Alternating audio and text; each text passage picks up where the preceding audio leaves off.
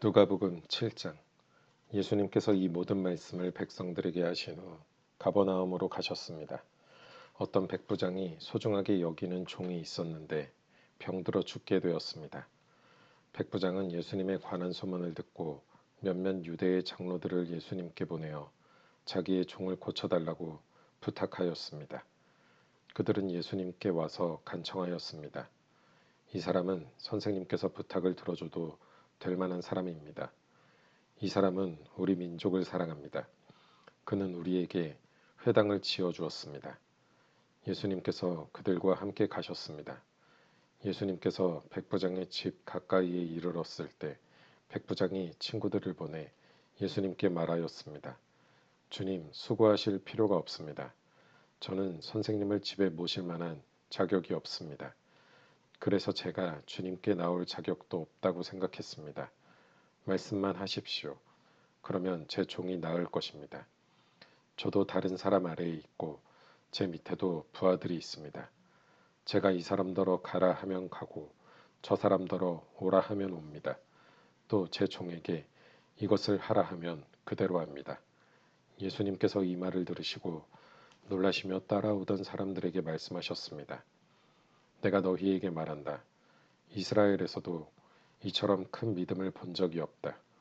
백부장이 보냈던 사람들이 집으로 돌아가 보니 그 종이 나아 있었습니다. 조금 뒤에 예수님께서 나인이라는 마을로 가셨습니다.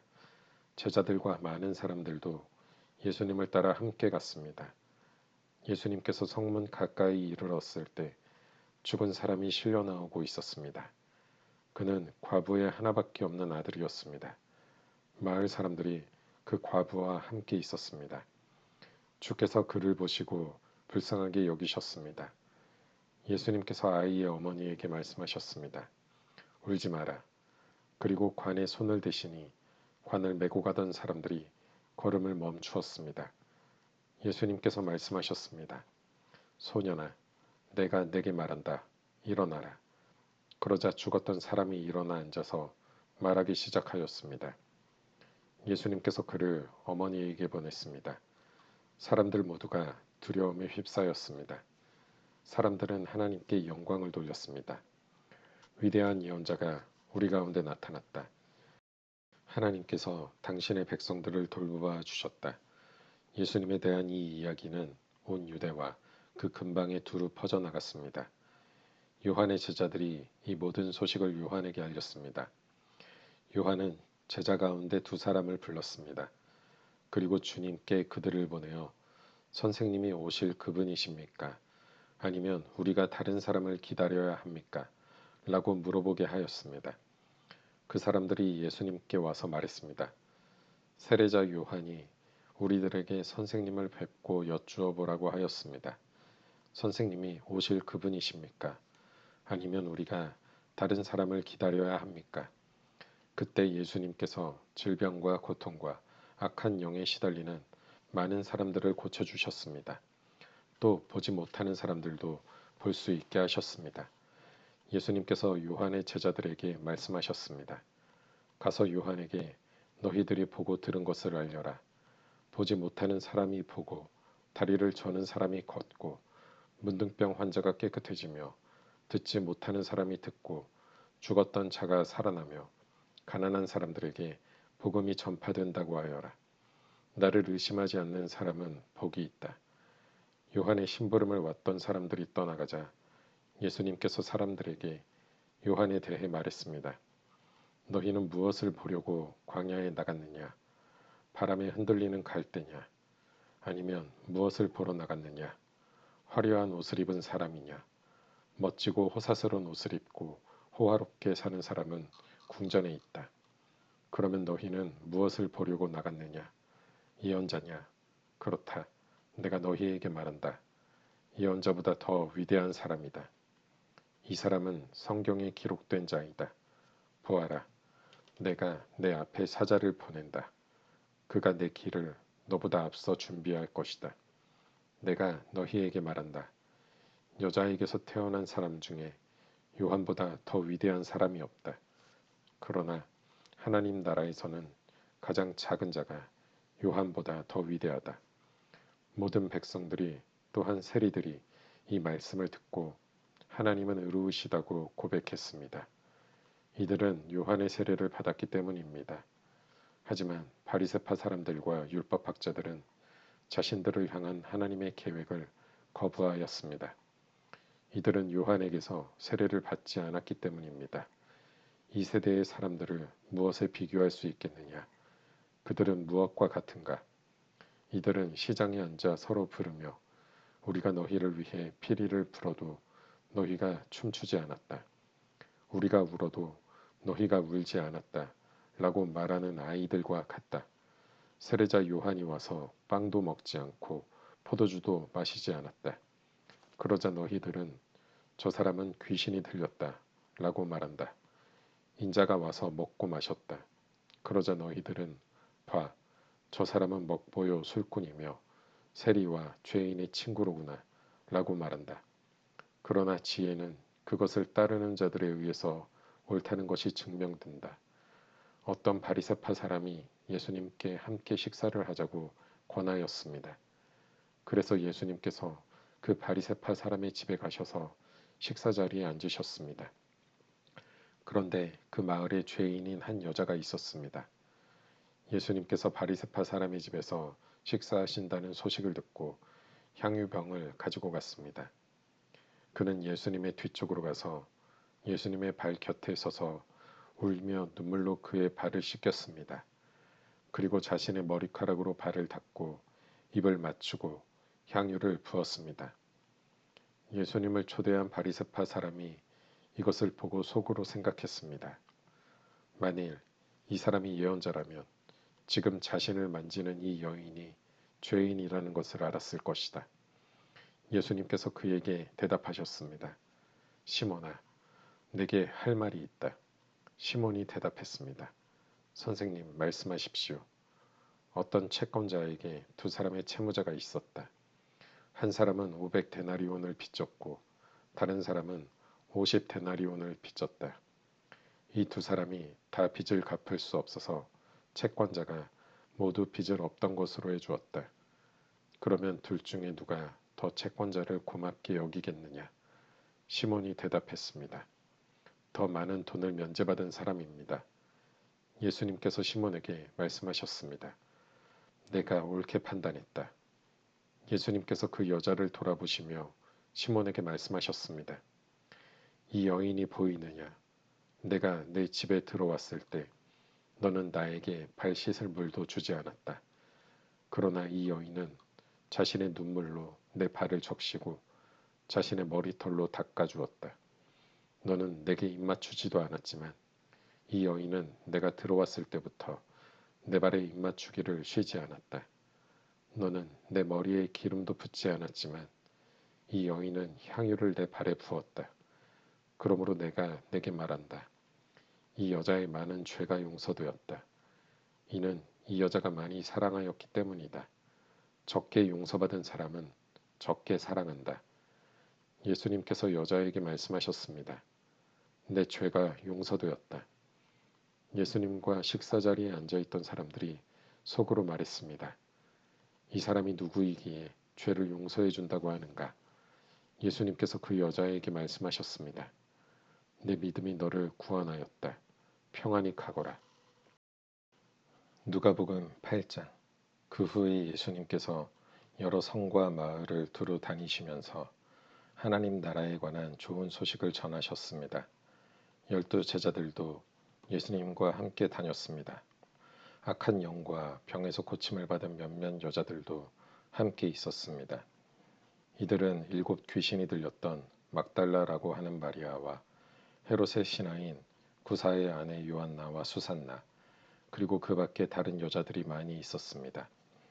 이들은 자신의 재산으로 예수님과 제자들을 섬겼습니다. 많은 사람들이 모여들고 여러 마을에서 온 사람들이 예수님께 나아오자 예수님께서 비유로 말씀하셨습니다. 씨를 뿌리는 사람이 씨를 뿌리러 나갔다. 그가 씨를 뿌렸는데 어떤 씨들은 길가에 떨어져 발에 밟히기도 했고 하늘의 새들이 와서 먹어버리기도 했다. 어떤 씨들은 바위 위에 떨어져 자라다가 물이 없어서 시들어 죽었다. 어떤 씨들은 가시덤불에 떨어져 가시덤불이 함께 자라서 자라지 못하게 했다. 어떤 씨들은 좋은 땅에 떨어져 자라나서 100배의 열매를 맺었다. 이 말씀을 마치시고 예수님께서 외치셨습니다. 들을 귀 있는 자는 들어라. 제자들이 이 비유가 무슨 뜻인지를 예수님께 물었습니다. 예수님께서 말씀하셨습니다. 너희에게는 하나님 나라의 비밀을 아는 것이 허락되었다. 그러나 다른 사람들에게는 비유로 말하였다. 이는 그들이 보아도 보지 못하고 들어도 깨닫지 못하게 하려는 것이다. 이 비유는 이것이다. 씨는 하나님의 말씀이다. 길가에 떨어진 것은 하나님의 말씀을 들었으나 마귀가 와서 그 마음에 있던 말씀을 빼앗아 간 사람들이다. 이들은 믿지 못하여 구원을 받지 못한다. 바위 위에 떨어진 것은 하나님의 말씀을 듣고 기쁨으로 받지만 뿌리가 없는 사람들이다. 이들은 잠시 동안 믿으나 시험 받을 때에 넘어진다. 가시덤불에 떨어진 것은 말씀을 듣지만 살아가는 동안 재물에 대한 염려와 인생의 향락에 사로잡혀 열매를 맺는 데까지 자라지 못하는 사람들이다. 좋은 땅에 떨어진 것은 정직하고 선한 마음으로 하나님의 말씀을 듣고 그 말씀을 굳게 지켜서 좋은 열매를 맺는 사람들이다. 그 누구도 등불을 켜서 그것을 그릇으로 덮어두거나 침대 밑에 두지 않는다. 등불은 등잔 위에 놓아 들어오는 사람들이 그 빛을 보게 한다. 감추어진 것 중에 드러나지 않을 것이 없고 비밀 가운데 밝히 알려지지 않을 것이 없다. 그러므로 너희가 듣는 것을 조심하여라. 가진 사람은 더 많이 받을 것이고 가지지 못한 사람은 가졌다고 생각하는 것마저 빼앗길 것이다. 예수님의 어머니와 동생들이 예수님께 왔습니다. 그러나 많은 사람들 때문에 예수님께 가까이 갈 수 없었습니다. 어떤 사람이 예수님께 말씀드렸습니다. 선생님의 어머니와 동생들이 밖에 서서 선생님을 만나 뵙기 원하십니다. 예수님께서 사람들에게 대답하셨습니다. 내 어머니와 형제들은 하나님의 말씀을 듣고 그대로 행하는 사람들이다. 어느 날 예수님께서 제자들과 함께 배에 오르셨습니다. 예수님께서 말씀하셨습니다. 호수 건너편으로 가자. 그래서 그들이 떠났습니다. 가는 동안 예수님은 잠이 드셨고 사나운 바람이 호수로 불어닥쳤습니다. 배에 물이 가득 차서 위험에 빠졌습니다. 제자들이 예수님을 깨우며 선생님, 선생님, 우리가 죽습니다. 라고 말했습니다. 그러자 예수님께서 일어나셔서 바람과 성난 파도를 꾸짖으셨습니다. 그러자 그 즉시 바람이 멈추고 호수가 다시 잔잔해졌습니다. 예수님께서 제자들에게 말씀하셨습니다. 너희의 믿음이 어디 있느냐? 제자들은 두렵고 놀라서 도대체 이분이 누구시길래 바람과 물에게 호령하시고 바람과 물이 이분에게 순종하는가? 라고 서로 말하였습니다. 예수님과 제자들은 갈릴리 건너편 거라사 사람들의 마을에 닿았습니다. 예수님께서 배에서 내리시니 그 마을에 사는 귀신 들린 사람이 예수님께 다가왔습니다. 그는 오랫동안 아무 옷도 입지 않았으며 집에서 살지도 않고 무덤에서 살고 있었습니다. 그는 예수님을 보고 소리를 지르며 예수님 앞에 엎드렸습니다. 그리고 큰 소리로 말했습니다. 가장 높으신 하나님의 아들이신 예수님, 당신이 저와 무슨 상관이 있습니까? 제발 저를 괴롭히지 마십시오. 이는 예수님께서 더러운 영에게 그 사람에게서 떠나라고 명령하셨기 때문입니다. 더러운 귀신이 그 사람을 여러 번 사로잡았기 때문에 사람들은 쇠사슬과 쇠고랑으로 그를 묶어 감시하였습니다. 그러나 그는 쇠사슬을 끊고 귀신이 이끄는 대로 광야로 뛰쳐나가곤 하였습니다. 예수님께서 그에게 물으셨습니다. 내 이름이 무엇이냐? 그러자 그가 대답했습니다. 레기온입니다. 이는 많은 귀신이 그에게 들어갔기 때문입니다. 귀신들은 예수님께 자신들을 지옥으로 쫓아내지 말아달라고 간청하였습니다. 그때 언덕에는 많은 돼지떼가 풀을 먹고 있었습니다. 귀신들은 예수님께 자기들을 그 돼지떼에게 들어가게 해달라고 간청하였습니다. 예수님께서 그렇게 허락하셨습니다. 그러자 귀신들은 그 사람에게서 나와 돼지떼 속으로 들어갔습니다. 순간 그 돼지들은 비탈을 내리달아 호수로 들어가 빠져 죽었습니다. 돼지를 치던 사람들이 일어난 일을 보고 도망쳐 이 사실을 성과 마을 사람들에게 전하였습니다. 사람들이 일어난 일을 보려고 예수님께 다가갔습니다. 그리고 귀신이 나간 사람이 옷을 입고 제정신으로 예수님 발 앞에 앉아 있는 것을 보았습니다. 그들은 두려운 생각이 들었습니다. 이 일을 목격한 사람들이 귀신 들린 사람이 어떻게 온전하게 되었는지를 사람들에게 말해 주었습니다. 거라사와 그 주변에 사는 모든 사람들이 예수님께서 자기들로부터 떠나줄 것을 간청했습니다. 이는 그들이 무서움에 사로잡혔기 때문이었습니다. 그래서 예수님께서 배를 타고 돌아가셨습니다. 귀신이 나간 사람이 예수님을 따를 수 있게 해달라고 예수님께 간청하였습니다. 그러나 예수님께서 그를 돌려보내며 말씀하셨습니다. 집으로 돌아가서 하나님께서 너에게 하신 일에 대해 사람들에게 말해라. 그래서 그는 모든 마을을 다니며 예수님께서 자기에게 얼마나 큰 일을 행하셨는지에 대해 전하였습니다.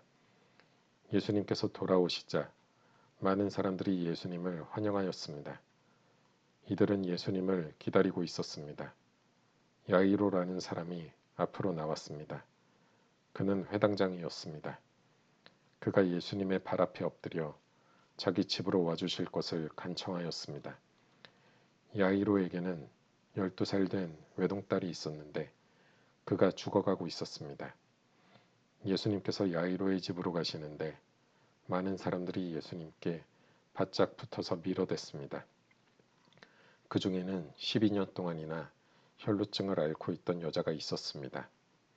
의사에게 많은 돈을 썼지만 그 누구도 그 병을 고칠 수가 없었습니다.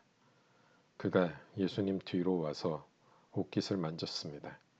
그러자 즉시 피가 그쳤습니다. 예수님께서 말씀하셨습니다. 누가 나를 만졌느냐?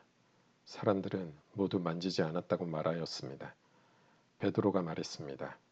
선생님, 많은 사람들이 애워싸면서 밀어대고 있습니다. 예수님께서 말씀하셨습니다. 누군가 나를 분명히 만졌다.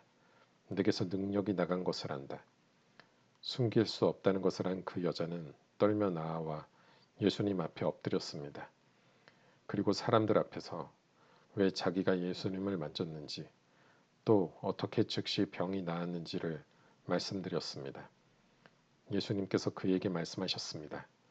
딸아, 내 믿음이 너를 구원하였다. 평안히 가거라. 예수님의 말씀이 끝나기도 전에 회당장의 집에서 온 어떤 사람이 회당장에게 말했습니다. 따님이 죽었습니다. 그러니 선생님을 더 이상 괴롭히지 마십시오. 예수님께서 이 말을 들으시고 대답하셨습니다. 두려워하지 말고 믿기만 하여라. 그러면 살게 될 것이다. 그 집에 이르러 예수님께서는 베드로와 요한과 야고보 그리고 소녀의 아버지와 어머니 외에는 아무도 함께 들어가지 못하게 하셨습니다. 사람들이 소녀를 위해 슬피 울고 있었습니다.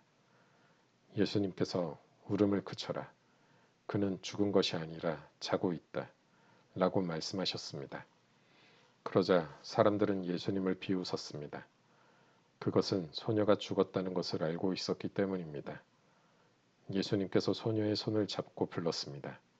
아이야, 일어나라. 그러자 영혼이 돌아와서 소녀는 즉시 일어났습니다. 예수님께서 그에게 먹을 것을 주라고 명하셨습니다. 그 소녀의 부모들은 놀랐습니다. 그런데 예수님께서는 일어난 일을 아무에게도 말하지 말라고 지시하셨습니다.